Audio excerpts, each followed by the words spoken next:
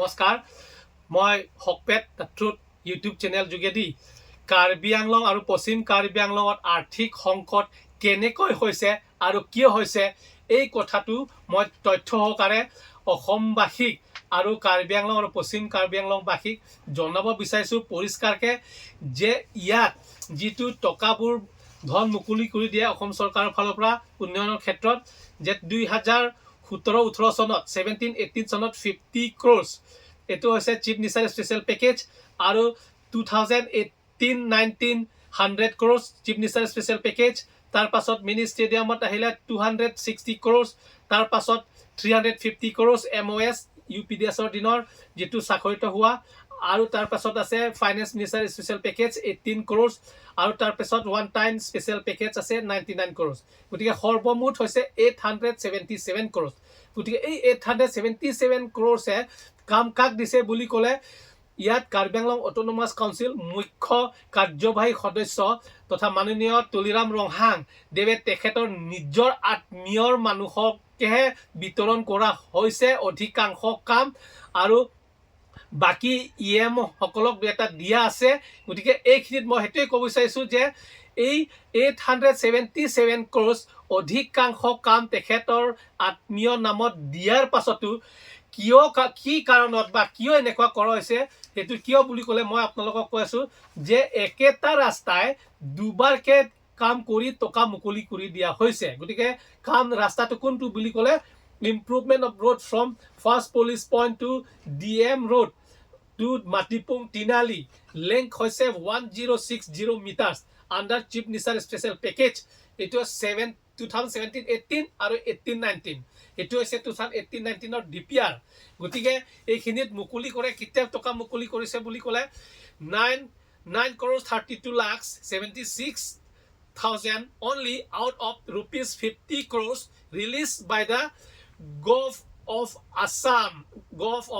one time special grant to KACC during 17-18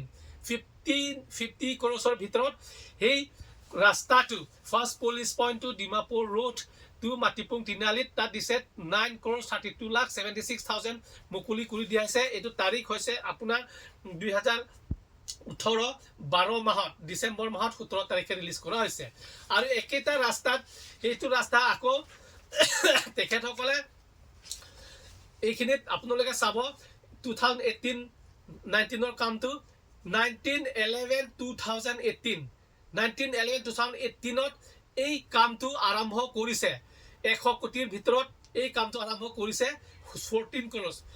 এই কাম শেষ কৰিছে 27/01/2019 তামে 2 মাহৰ ভিতৰত কাম কমপ্লিট কৰি দিয়া হৈছে আৰু এই পইচা মুকলি কৰি দিয়া হৈছে 11 crores 35 lakhs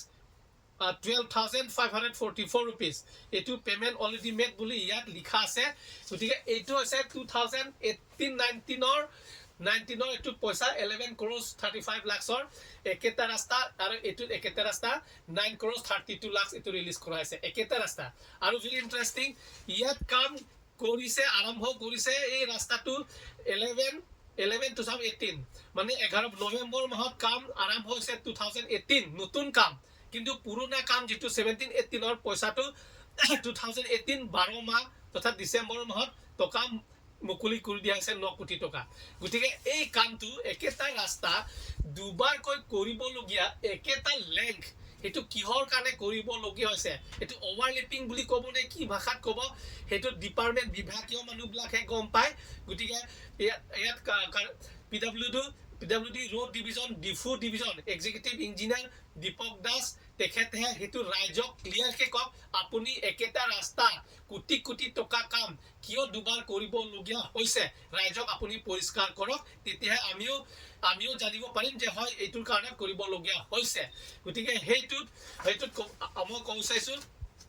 এতিয়া আপোনালোকে চিন্তা কৰক যে কাৰ্বি আংলঙৰ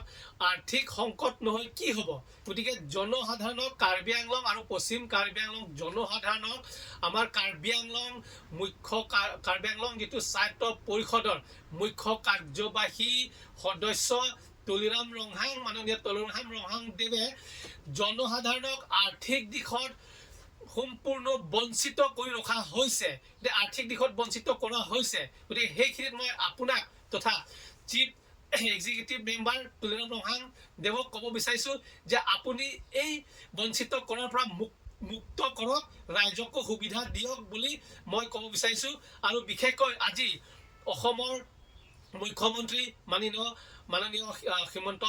বিশ্ব শৰ্মা দেৱক মই সেইটো জনাব বিচাৰিছোঁ, তেখেতক অৱগত কৰিছোঁ। আৰু তেখেতে অতি সোনকালে এই কাৰ্বি আংলং যিটো কাণ্ড চলি আছে সেইটোৰ পৰা মুক্ত দিব লাগে আৰু আপুনি হস্তক্ষেপ কৰিব লাগে। আৰু যিটো চলি আছে সেইটো যাতে নেকি আগলৈ নহয়, কাৰ্বি আংলং সকলো জনসাধাৰণে সুবিধা পায় কাৰ্বি আংলং অট'নমাছ কাউন্সিলৰ পৰা, সেইটোহে আমি আপোনাক জনাইছোঁ। আৰু মই